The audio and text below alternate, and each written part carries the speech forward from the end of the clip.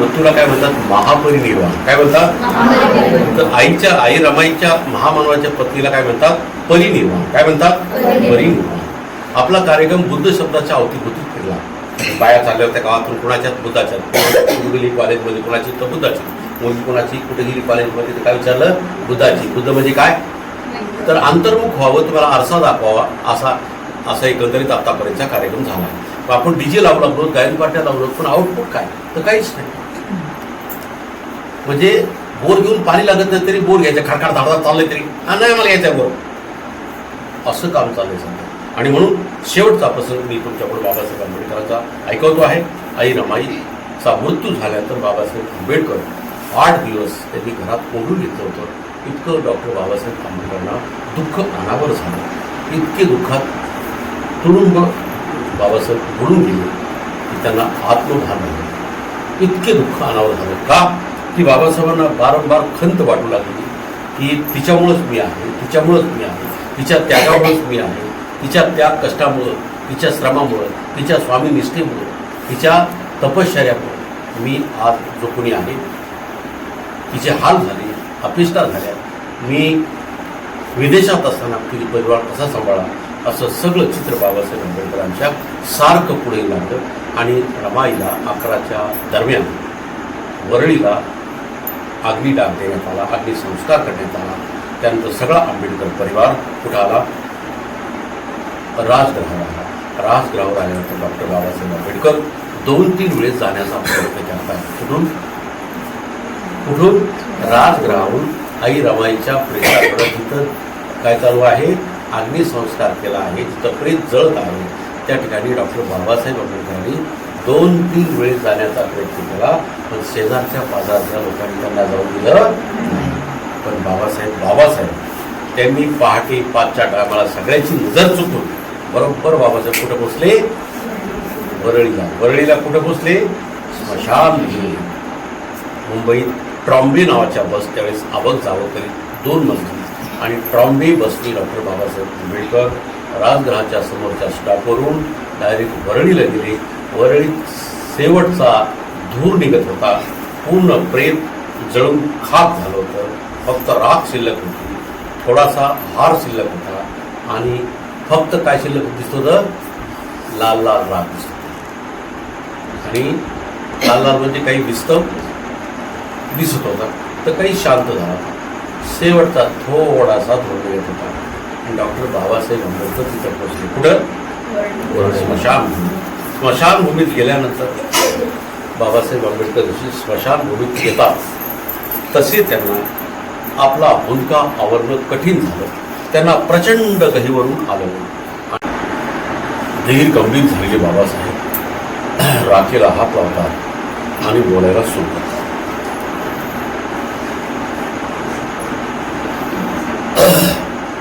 रमा, हे रमा, शांत झालीस का ग आता?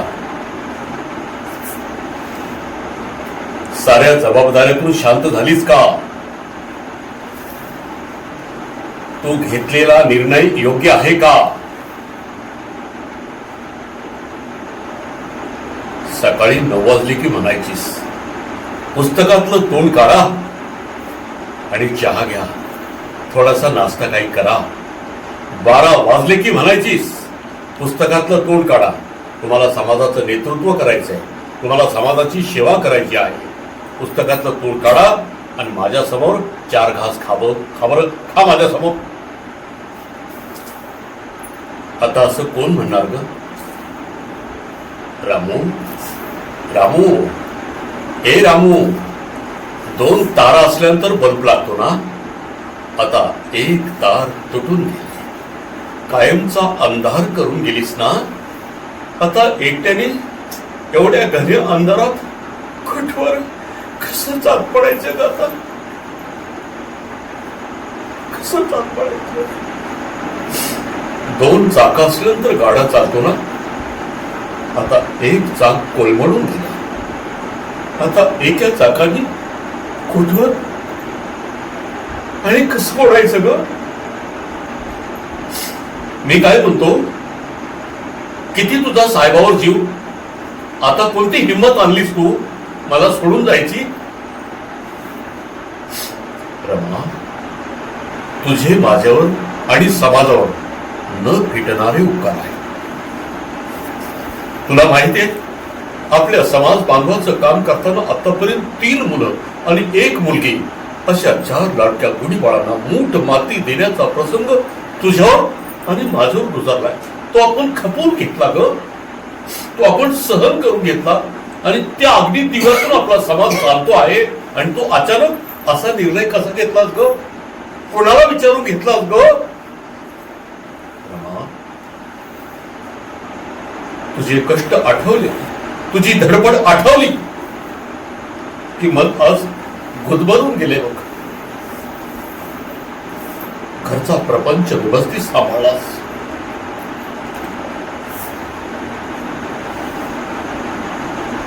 विदेशातून आलो, तुला विचारलं रमा घरी घर कसं भागवलंस? मी विदेशातून आलो आणि पिठाचा डब्बा बघितला, त्याच्यात काहीच नाही. दुसरा डब्बा बघितला, तांदळाचा तपास नाही. काय खाल्लं, कसं भागवलंस आणि कसं केलंस तू? सांग.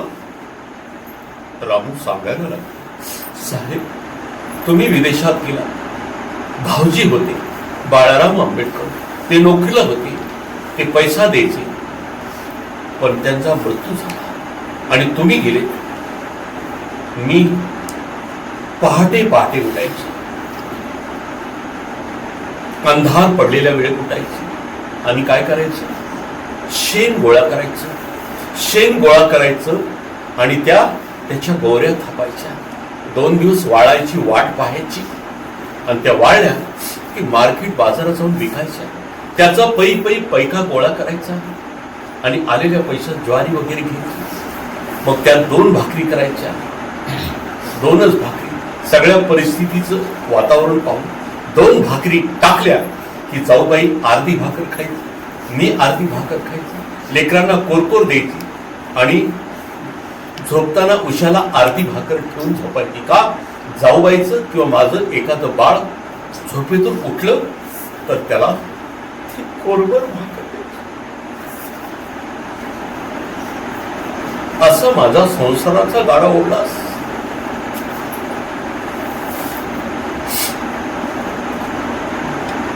आणि त्यातून मी तू गप्प न बसता त्यातून मी पैशाची काटकसर करून मला पैका पाठवला. तिथं मला पुस्तकं घ्यायला तुझ्या कष्टाचे पैसे माझ्या कामाला. तू इथं होतीस म्हणून मी तिकडं व्यवस्थित अभ्यास करू शकतो. तुझ्यामुळं मी अर्थशास्त्राचा, समाजशास्त्राचा, धर्मशास्त्राचा आणि विविध राज्यशास्त्राचा या सगळ्या शास्त्रांचा अभ्यास करू शकतो. रमा, तुझे माझ्यावर न फिटणारे उपकार आहेत. प्रत्येकाला मृत्यू आढळलाय, पण भीमराव रामजी आंबेडकर त्या गुढी पत्तेला मुकला आहे.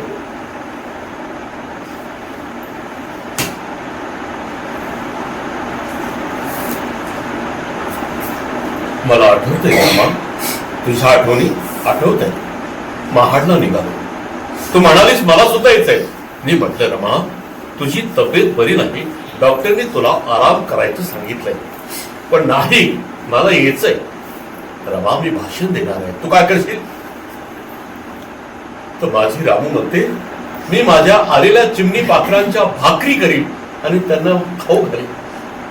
खरंच रमा, धन्य आहेस. देणं तुझ्या आई वडिलांकडून तू घेऊन आलीस. तुला देणंच होतं, घेणं तुला शिकवलं नाही. भिकू धोत्रेची टिकूनच आली होती हा संस्कार. मी बाबांचे आभार व्यक्त करतो. कोणते? रामजी बाबांचे आभार व्यक्त करतो. त्यांनी पहिली बायको कॅन्सल केली आणि तुझ्यासारख्या रत्नाची निवड केली. म्हणून माझा संसार, म्हणून मी ह्या जनतेची काळजी वाहू शकलो, त्यांची आसो पुसू शकलो, वाड्या वस्तीवर जाऊ शकलो. तू परिवार सांभाळत होतीस, पण मी बिंदास बाहेर फिरत गेलो. शिका, संघटित व्हा, संघर्ष करा, गुलामाला गुलामीची जाणीव करून द्या, म्हणजे तो बंड करून देईल. 100 दिवस शिडी होऊन जगण्यापेक्षा 4 दिवस वाघ होऊन जगा. असं रण मैदान गाजवलं. निद्रिस्त बांधवांच्या जवळ गेलो. हजारो वर्षापासून माणसं दुःखाच्या कडेलोट झाली. अशा समाज बांधवाबद्दल माझ्या मना विदेशातून आल्याबरोबर, पदव्या घेऊन आल्याबरोबर माझ्या समाज बांधवाबद्दल माझ्यात अपार अशी करुणा निर्माण झाली. माझ्या दुःखी कष्टी बांधवाबद्दल, त्यांच्याबद्दल मला कणव वाटू लागली, प्रेम वाटू लागलं, निवाडे असतील फिरू लागलो, त्यांची आसू पुसू लागलो, त्यांच्या चेतना निर्माण करू लागलो. आणि अचानक तू अर्ध्यावर डाव मोडलास. कुठली हिंमत आणलीस ग रमा? असं का केलंस बरं तू? हा रमा, कितीतरी वाजल्यापासून तुझं गुणगान चालू आहे, सूर्य उगवत आला आहे. का तू राखेतून उठणार आहेस, बोलणार आहेस का साहेब बस करा आता, असं म्हणणार आहेस का? नाही म्हणणार. रमा, 32 पदव्या, 9 भाषा बोलतोय मी, त्याचं सारं श्रेय निर्विवादपणे मी तुलाच देईन. चल, किती रडत बसलो. तू 9 कोटी जनतेची आई आहेस, आता तू निघून चाललीस. मी 9 कोटी जनतेचा बाप आहे. आता तुझ्यानंतर या 9 कोटी जनतेसाठी मला सदैव तत्पर, डोळ्यात तेल घालून त्या 9 कोटी जनतेची काळजी वाहण्यासाठी आता मी जड अंतःकरणानं राजगृहाकडे निघतो. एकटा जाणार आहे. आता माझ्या समवेत कुणी नसणार आहे. मी तिथं जाईल, मी राजगृहात जाईल. तिथं गेल्यानंतर तुझ्या गोड गोड आठवणी माझ्या डोक्याच्या भोवती पिंगा घालतील, मला अस्वस्थ करतील, मला बेचैन करतील. साहेब शब्द सारखा माझ्या डोक्यात गुंगत राहतो. पण रमा, तुझे माझ्यावर आणि माझ्या समाज बांधवावर न फिटणारे ऋण आहेत.